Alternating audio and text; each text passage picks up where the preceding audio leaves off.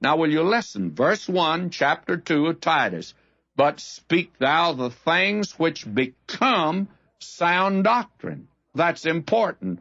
And sound doctrine, the thing we called attention to before, is the doctrine of the apostles. And the early church continued, number one, in the apostles' doctrine. That's the things that are taught to us in these epistles here. Now, it's very practical.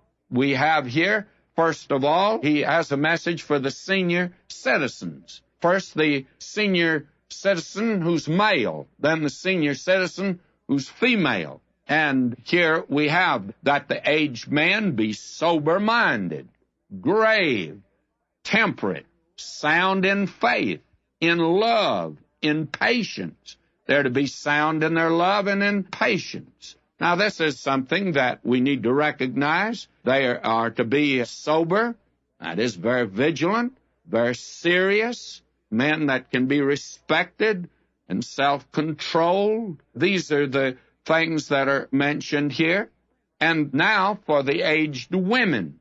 The aged women likewise, that they be in behavior as becometh holiness, not false accusers, not given to much wine, teachers of good things. Now they should be reverent in their behavior, not gossips or drunkards, and they are to teach the young women here. Verse 4 of chapter 2 of Titus, that they may teach the young women to be sober-minded, to love their husbands, to love their children, and they are to be an example to them, to be discreet, chaste, keepers at home, good, obedient to their own husbands, that the word of God be not blasphemed. Now, there are several things here.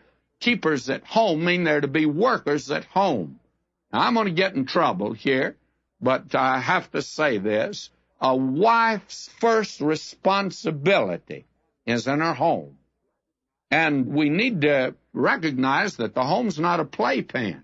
It's a pretty serious sort of a business to be a wife and to have children in the home. And it's not something that you're to take lightly. And therefore, there's an emphasis placed here. Now, I'm confident that Paul would never have approved of the women's lib movement.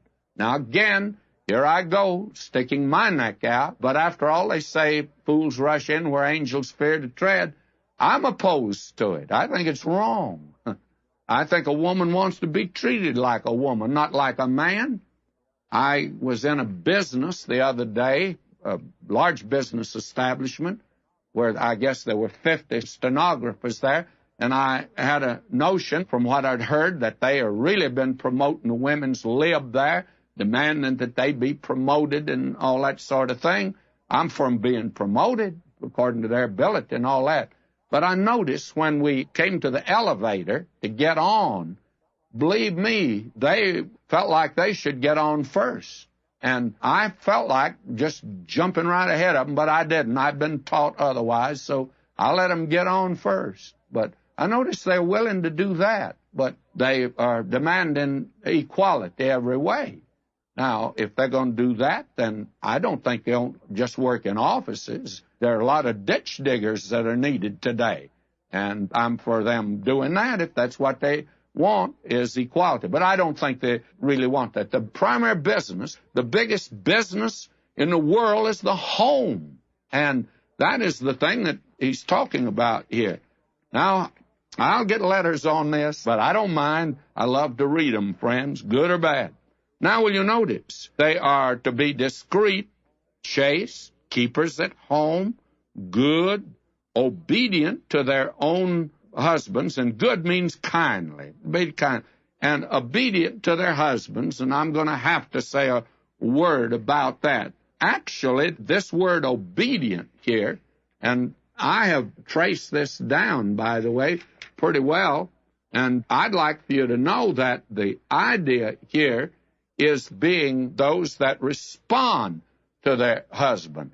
Now, this is the same word that Paul used over in Romans, the 8th chapter. Over there, he speaks about obedience, and we've translated it obedient It's there, but I think we need to understand what it means.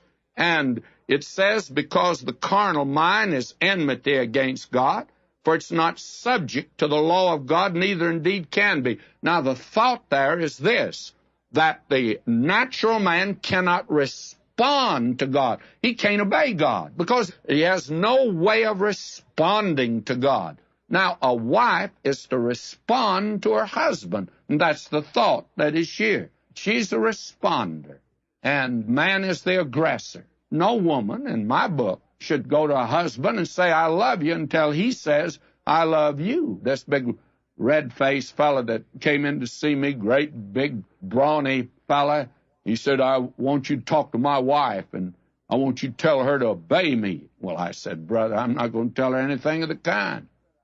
He says, why? Well, I said, I'd like to ask you a question. I said, when's the last time that you told her that you loved her? Well, he says, I don't know. What's that got to do with it? I said, that has everything to do with it.